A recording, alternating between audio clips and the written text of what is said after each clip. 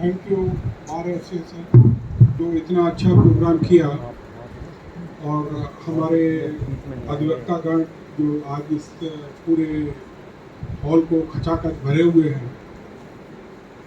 कहने के लिए तो बहुत कुछ है, लेकिन ये बहुत बड़ी बात होती है जब हम ऐसे ऐसे महान लोगों के साथ रहते हैं, जैसे हमारे प्रधान जी हैं विनोद शर्मा जी।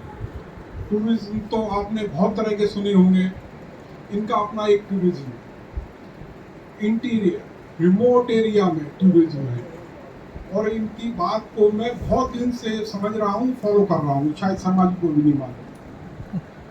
और दूसरे जगन्नाथ प्रसाद जी, ये मेरे पिताजी से भी बड़े और सीनियर हैं, मेरे ताऊजी हैं,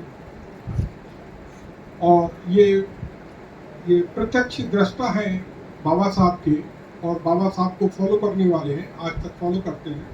ये हमारे लिए बहुत बड़ी बात है। प्रोफेसर साहब आज हमारे बीच में आए, बहुत कुछ कहा, थोड़ा बहुत हमको समझ में आया। अमेरिका की आज़ादी एक थैंक्स गिविंग डे होता है 4 थर्सडे को नवंबर में, अमेरिका। तो उस दिन उन आदिवासियों को थैंक्स गिविंग दिया जाता है।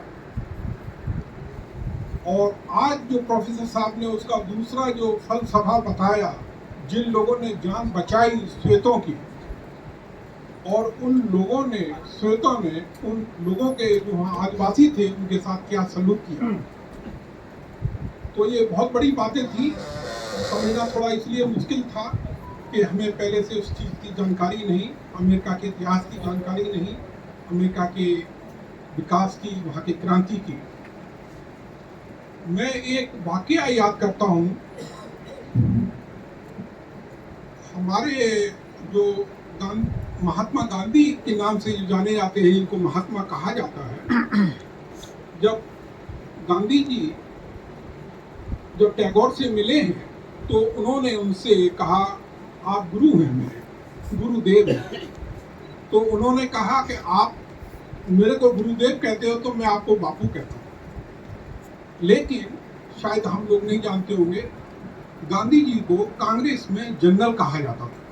जनरल का मतलब जानते होंगे आप। और उस समय इतने साल पहले जनरल का मतलब ही बहुत होता था। देश आज़ादी के मुहाने पे खड़ा था, गांधी जी को निर्देश देने थे देश के बारे में, देश के संचालन के बारे में। गांधी जी ने कहा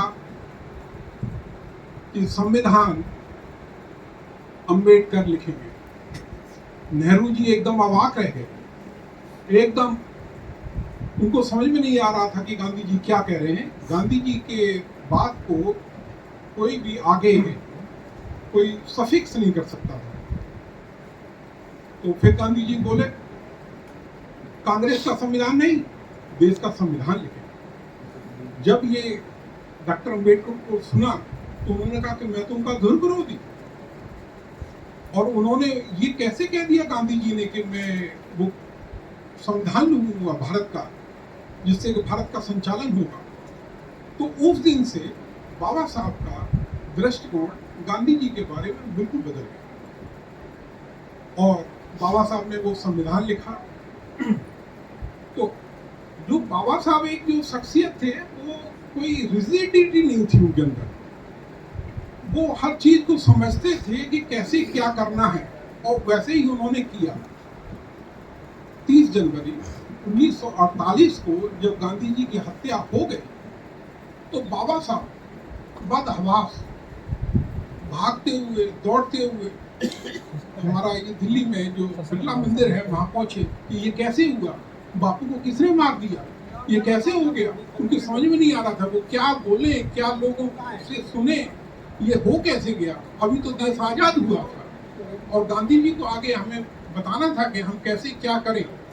तो गांधी जी के और बाबा साहब के संबंध अलग थे। उनकी ठीक है, उनके 30 साल मतभेद रहे, कोई सिद्धांतों पे मतभेद रहे, कोई व्यक्तिगत मतभेद नहीं थे। तो इसलिए मैं बाबा साहब को सत नमन करता हूँ। इसी के साथ जय भीम, जय भारत।